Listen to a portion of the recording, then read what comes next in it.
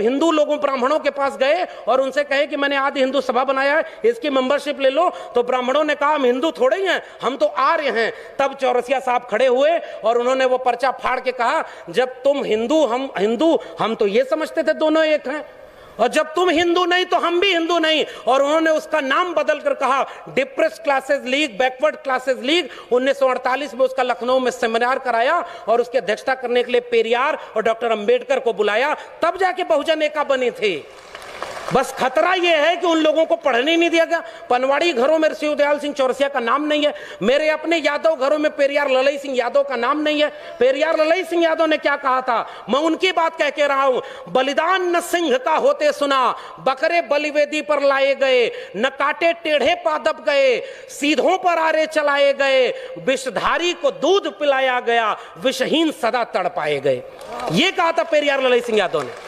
और जब त्रिवेणी संघ बना 1930 में बिहार में, और बाद में अर्जक संघ बना उत्तर प्रदेश में, इन दोनों का नारा क्या था, ब्राह्मणवाद की क्या पहचान, गिटपिट बोले करे न काम, और मानववाद की क्या पहचान, ब्राह्मण भंगी एक समान। जिसमें समता की चाह नहीं वह बढ़िया इंसान नहीं, समता बिना समाज नहीं, बिन समाज जनराज नहीं, जो जमीन को जोते बोए वो जमीन का मालिक होए, सबको शिक्षा सबको काम, वरना होगी नींद हराम। हमारे डॉक्टर लोहिया ने कहा 100 में पिछड़ा पावे 100 में 60, सन सोपा ने बांधी गांठ। तब उसको जगदेव बाबू और रामस्वरूप वर्मा ने नारे को आगे बढ़ाया कि 100 में 90 शोषित हैं, शोषितों ने ललकारा है, धन धरती और राजपाट में 90 भाग हमारा है।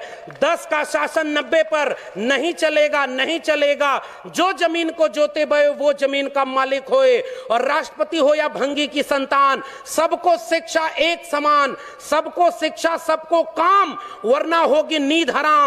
और सबको शिक्षा दे न सके जो, वो सरकार निकम्मी है, और जो सरकार निकम्मी है वो सरकार बदलनी है। आप नेताओं के गुलाम बन गए इसलिए क्योंकि आप एकजुट नहीं रहे। अचानक कोई नेता आके कहता है कि आप चलो हिंदू धर्म खतरे में है, अरे उससे रोक के पूछिए हमारा स्कूल और विश्वविद्यालय खतरे में है, तब तुम क्यों नहीं आए? मेरी नौकरी कोरोना में चली गई, तब तुम क्यों नहीं आए? हमारी अर्थव्यवस्था डूब गई, तब तुम क्यों नहीं आए? और 85% हिंदू तब बनाते हो जब मुसलमानों के खिलाफ दंगा कराना होता है। और उसके बाद दलित महिला थी, सुनिए, दलित महिला थी उत्तराखंड में, खाना बनाकर स्कूल के बच्चों को खिलाती थी, और दलित महिला की जाति देखकर सवर्ण बच्चों ने कहा हम खाना नहीं खाएंगे, तब हिंदू धर्म खतरे में क्यों नहीं आया? यह मेरा सवाल है। उस महिला की जाति देखते हो क्योंकि वो दलित है इसलिए हम खाएंगे नहीं? पूछिए उन लोगों से 2 अप्रैल के भारत बंद के दिन वो लोग कहां थे जो केंद्र से लेकर के राज्य में सत्ता में बैठे थे और दलित सीटों पर चुन करके गए थे? पूछिए उन लोगों से 13 पॉइंट रोस्टर आया तो वो कहां थे? पूछिए उन लोगों से नई शिक्षा नीति के नाम पर जब सब बेचा जा रहा है, और आज आप कह रहे हो पाकिस्तान कब्रिस्तान। इस देश में हिंदू मुस्लिम की आग तब लगाई जाएगी जब दलित पिछड़े आदिवासी बच्चे अपनी शिक्षा और रोजगार और स्वास्थ्य की बात करेंगे।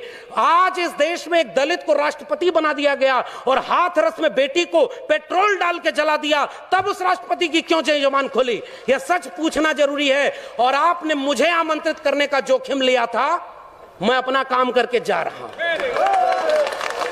आपने ये बात जो कही थी, ऐसे मंचों पर आप हमें नहीं भी बुलाएंगे तब भी भारत के संविधान और मंडल कमीशन ने एक नौकरी दे दी है, हम वहां गुजारा कर लेंगे, हमें आपका वोट नहीं चाहिए। लेकिन मैं चाहता हूं कि इस मंच से घर जाने के बाद ये महिलाएं और बच्चियां, ये नौजवान अपने घर में अपने बाबूजी से पूछें कि आप तो धर्म को बचाने गए थे, मेरी शिक्षा, मेरी रोजगार, मेरी नौकरी और मेरे देश को बेचने वालों के साथ क्यों खड़े थे? ये सवाल आपसे पीढ़ियां पूछेंगी। मैं जानता हूं कि मेरी बातों का कोई असर नहीं होगा, पता नहीं अगली बार आप बुलाएंगे भी कि नहीं बुलाएंगे। लेकिन मैं ये बात कह के जा रहा हूं, जंगल में आग लगी, चिड़िया पानी डाल रही थी और कुछ चिड़िया उस पेड़ से उड़ नहीं रही थी। कविता लिखी है कि आग लगी इस वृक्ष को, जलने लागे पात, उड़ते क्यों नहीं पक्षियों जब पंख तुम्हारे पास? उन पक्षियों का जवाब ध्यान से सुनिएगा, फल खाएं इस वृक्ष का, गंदे कीन्हे पात, धर्म हमारा यही है, जले इसी के साथ। आपके लोग आपको छोड़ करके जो चले गए अपनी सत्ता और कुर्सी के लिए, बाबा साहब के सबसे अच्छे वारिस, सबसे बड़े वारिस ने एक किताब लिखी है, उसको पढ़िएगा, चमचा युग। उस किताब में कई किस्म के चमचे लिखे हैं। 1932 में पूना पैक्ट, आज लोग कहते हैं गांधी बनाम गोडसे, गोडसे की मूर्ति और गोडसे के नाम पर इस देश में दंगा।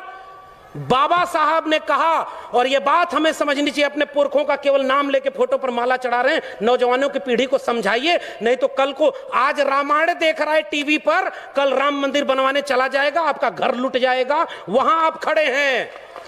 तब डॉक्टर अंबेडकर रोए थे, पूना पैक्ट जब करके आए। गांधी को 3 गोलियां मारी थी उन लोगों ने जो आज शासन कर रहे हैं। वो हमसे कहते हैं हमारे पुरखे ने गांधी की जान बचाई है, उन्होंने 3-3 गोलियां गांधी के सीने में मारी है, हम वो लोग हैं। और आखिरी बात कह के जा रहा हूं, इस देश में बहस चला रही है ये गांधी बनाम गोडसे, आप गांधी के साथ हैं कि गोडसे के साथ हैं? मैं कहता हूं गांधी बनाम गोडसे में हम गांधी की हत्या करने वाले नहीं, गांधी का जीवन बचाने वाले डॉक्टर अंबेडकर के साथ हैं।